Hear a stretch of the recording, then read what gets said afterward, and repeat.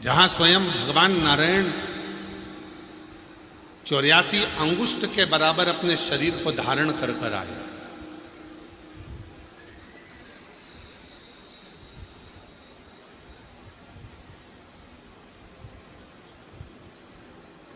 बहुत छोटा सा स्वरूप बनाकर, बहुत छोटा सा स्वरूप,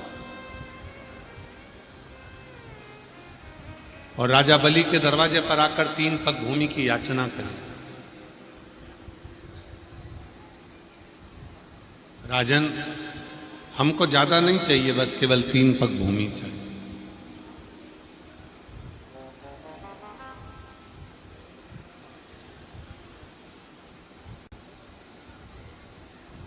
आज भी राजा बलि के द्वारा बालू के शिवलिंग का जो पूजन करा गया था बालेश्वर महादेव के रूप में, आज भी बलिया में विराजमान, आज भी विराजमान।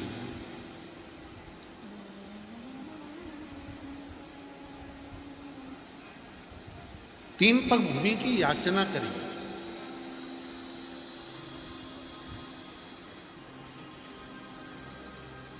और 3 पग भूमि की याचना कर कर आवाज लगाई, राजन भिक्षाम दे।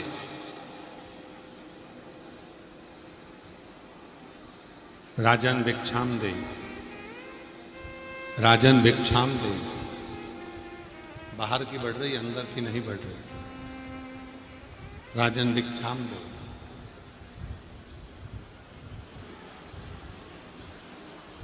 तीन पग भूमि की याचना करें। राजा बलि ने आकर देखा कि दरवाजे पर जो खड़ा हुआ है वो तो केवल ब्राह्मण का बच्चा है, छोटा सा बालक है। क्या दूं मैं इसको? थोड़ा बहुत मांगेगा, चले जाएगा।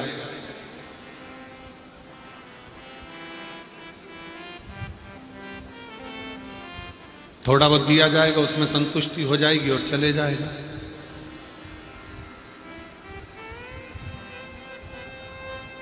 बारंबार आवाज लगाई गई, राजन भिक्षाम दे, राजन भिक्षाम दे।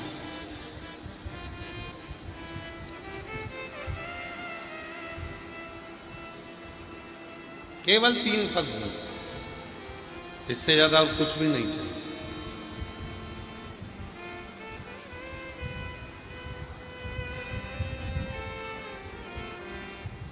बलिया के बालेश्वर महादेव की कितनी महत्वता है, कभी आप लिंग पुराण को पढ़िएगा, कभी आप स्कंद पुराण को पढ़िएगा तो उसमें आपको ये सब कुछ प्राप्त हो। और उसी में से एक प्रसंग ही है बलिया का। राजा बलि के दरवाजे पर 3 पग भूमि मांगने के लिए भगवान खड़े हैं। केवल 3 पग भूमि चाहिए, ज्यादा नहीं। तो कहा स्वयं राजा बलि वामन भगवान से कहते हैं कि 3 पग भूमि में ना तो तुम सही से सो सकते हो, 3 पग भूमि में ना तो तुम सही से बैठ सकते हो, 3 पग भूमि में ना तुम गाय बांध सकते हो, 3 पग भूमि में ना बैठकर भोजन कर सकते हो, 3 पग भूमि में ना आराम से तुम सो पाओगे। तो 3 पग भूमि का तुम करोगे क्या? इतने में तुरंत वामन भगवान ने कहा, राजन तेरा काम है देने का और मेरा काम है लेने का। तेरा काम देने का है और मेरा काम लेने का। मुझे बहुता में नहीं चाहिए, मुझे इतना नहीं चाहिए कि मुझे तकलीफ हो, मुझे ज्यादा नहीं चाहिए।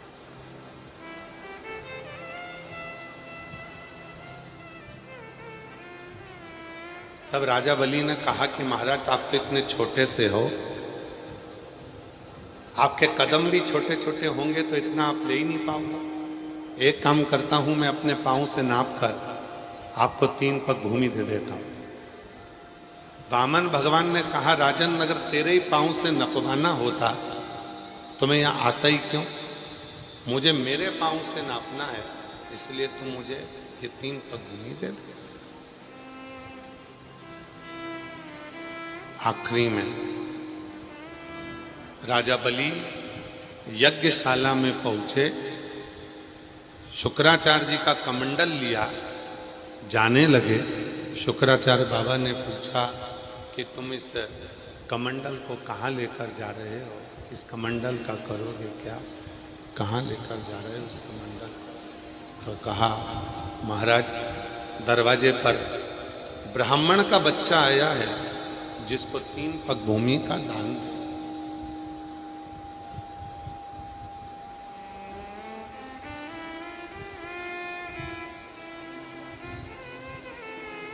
शुक्राचार्य जी ने जाकर देखा कि ये तो बच्चा ठीक है, ये तो स्वयं भगवान विष्णु है। मना करा, नहीं माने, टोटी में दी और कमंडल की टोटी में देते से शुक्राचार्य जी की ये कहा चली गई, उनकी ये कहा।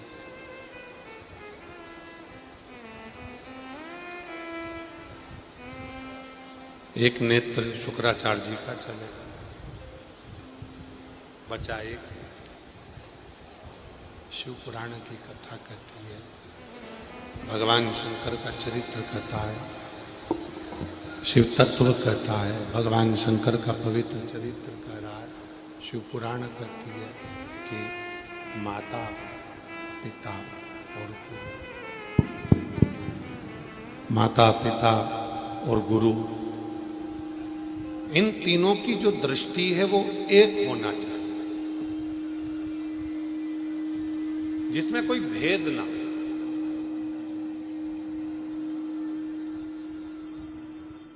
जहां पर दृष्टि का भेद होता है वहां पर सब कुछ नष्ट हो जाता है।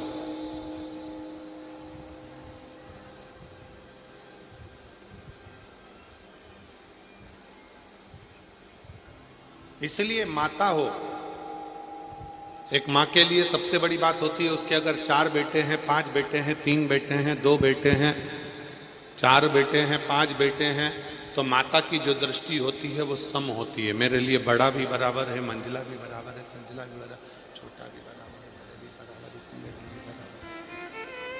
उसमें उनको संस्था का भाव होता है, सब संस्था के लिए पहुंची है, वरना आती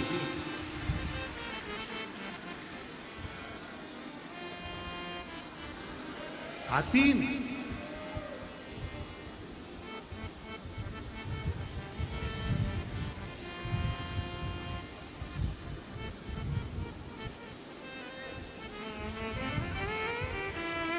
माननीय मंत्री महोदय अगर चाहते तो ये कथा कहीं और भी हो जाती, पर बलिया के प्रति उनका प्रेम था, बलिया के प्रति उनका स्नेह है, इसलिए ये कथा बलिया वालों के लिए चलकर कुबेरेश्वर धाम से यहाँ शिव कथा से भगवान शंकर की अविरल भक्ति कोई साधारण नहीं है, शिव तत्व कोई साधारण नहीं है।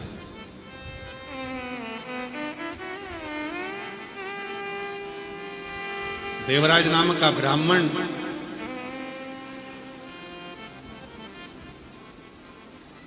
उसने भी कुछ देर की सेवा करी है। राजा बाहु की धर्मपत्नी ने सेवा करी, उसका फल मिला राजा सगर, और राजा सगर के ही वंश में भागीरथ जी हुए। भागीरथ जी गंगा जी को लेकर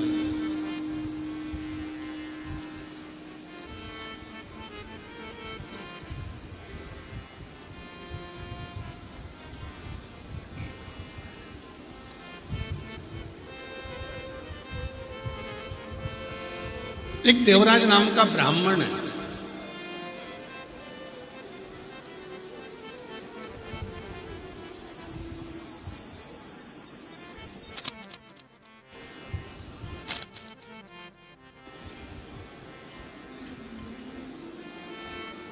ब्राह्मण के घर में जन्म ले लिया है उसने।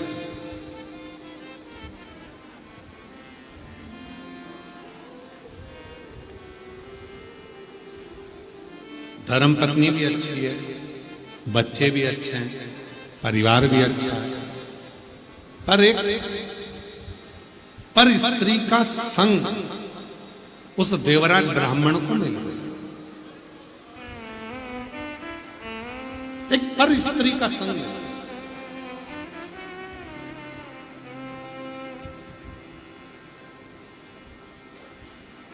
पर नारी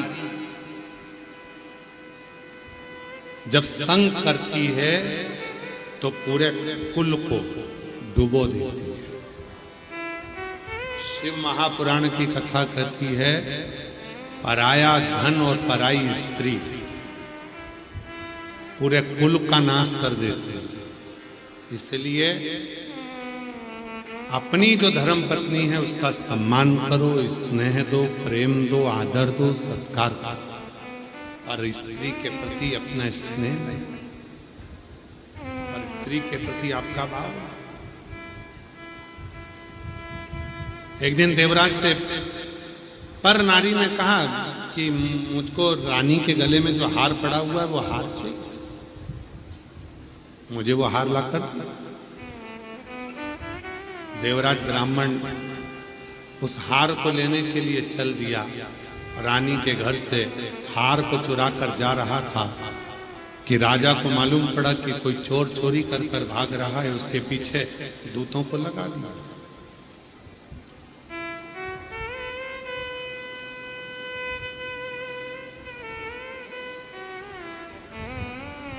वो दूत पीछे भागने लगे।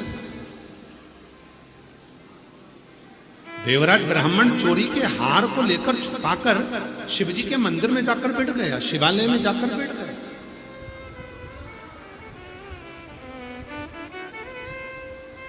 शिव के शिवालय में जाकर बैठ गया। और आपको कथा में अभी जो महाराष्ट्र में कथा हुई थी उसमें वर्णन करा था कि शंकर का मंदिर नहीं होता।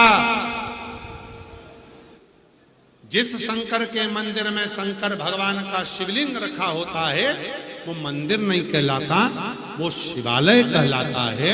क्योंकि मंदिर में मूर्ति स्थिर होती है और शिवालय में शंकर भगवान एक जगह पर बैठते नहीं हैं।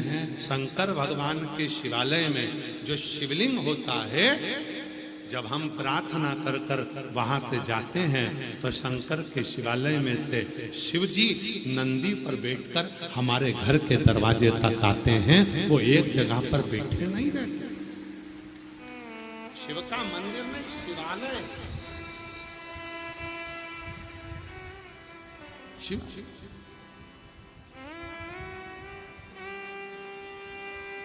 इसीलिए कहते हैं निंदा रोज मिलेगी, रोज निंदा सुनने को मिलेगी, रोज चुगली सुनने को मिलेगी, रोज व्यथा सुनने को मिलेगी, रोज दुख सुनने को मिलेगा, रोज कष्ट सुनने को मिलेगा, रोज तकलीफ सुनने को मिलेगी। पर बलिया में शिव महापुराण की कथा रोज सुनने को नहीं मिलेगी, कभी कभी सुनने को मिलेगी।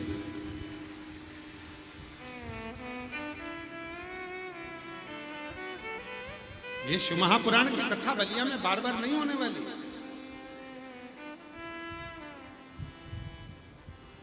इतने भक्तों का आदरणीय मंत्री जी कह रहे थे, माननीय दयाशंकर सिंह जी कह रहे थे गुरु जी कि पूर्व में जो कथाएं कराई हैं तो उसमें सूचना देना पड़ती है कि कथा इतनी तारीख से चालू होगी और सब भक्त कथा को सुनने के लिए आओ। पर इस कथा की किसी को सूचना नहीं देना पड़ी कि कथा हो रही है तुम आओ, बल्कि लोगों के फोन आ गए कि भैया जी बलिया में कथा हो रही है तो हम जरूर आएंगे। हम जरूर।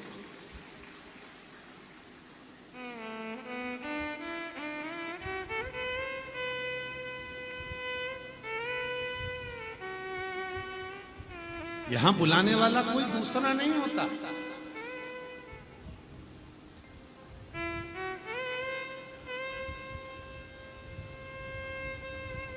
राम कथा होगी तो निमंत्रण जाएगा, भागवत कथा होगी तो निमंत्रण जाएगा, विष्णु पुराण होगी तो निमंत्रण जाएगा, गीता जी होगी तो निमंत्रण जाएगा, सारी पुराणों का निमंत्रण जाएगा, पर शिव महापुराण का निमंत्रण नहीं जाएगा। क्योंकि जहां देव अधिदेव महादेव बैठे होते हैं वहां उनके भक्त दौड़ कर चले आते हैं, अपने बाबा को ढूंढते ढूंढते, अपने बाबा को अपने मन का भाव कहते कहते दौड़ते हुए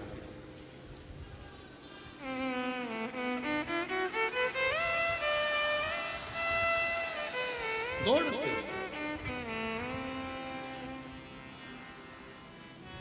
और जो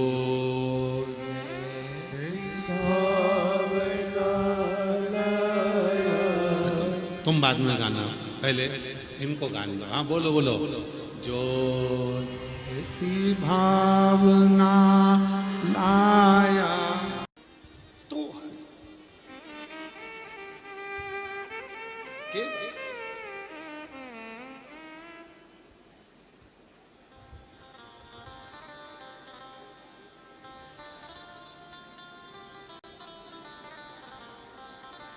इसके सिवा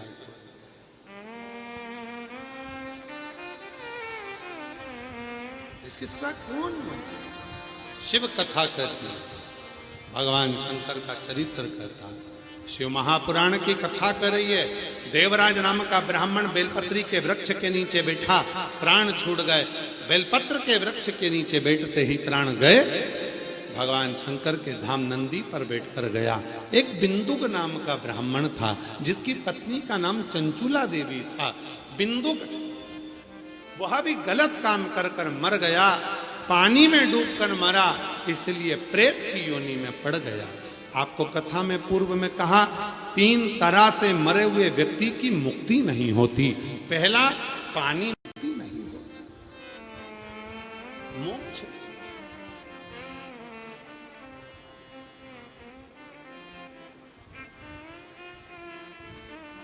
मुक्ति नहीं। बिंदु पानी में डूबकर मर गया, प्रेत योनि में पड़ गया। मोक्ष कैसे हो? चंचुला देवी पत्नी रोती थी, मेरा पति की मुक्ति नहीं हुई, मेरे पति का मोक्ष नहीं हुआ।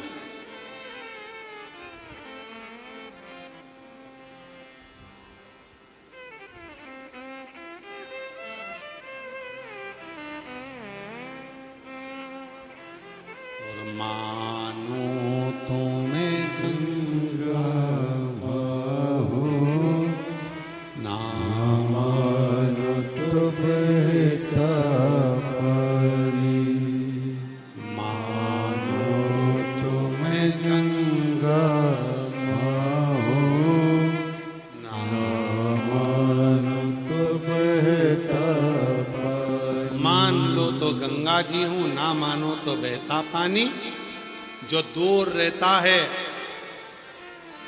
वो मां गंगा को स्नान के लिए तरस जाता है, और जो पास में रहता है वो मन में सोचता है कहां जाएं रहने। विचार कर, सोच।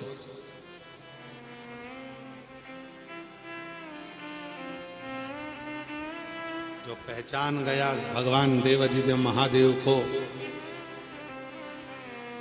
जो पहचान गया भगवान शंकर के शिवलिंग पर चढ़ाने वाले जल के आचमन को, जो पहचान गया भगवान शंकर के चढ़े हुए जल के आचमन को, प्रोक्षण को, उसने अपनी जिंदगी को सार्थक कर लिया, अपने जीवन को सार्थक कर लिया। एक लड़का अपने दोनों पांव से बेकार हो गया, शरीर से बेकार हो गया। उसका पांव आपस में चिपकने लगा, उसका शरीर, हाथ और पैर जमीन दुर्बल होने। देखो फोटो देखो, पहले फोटो देखो।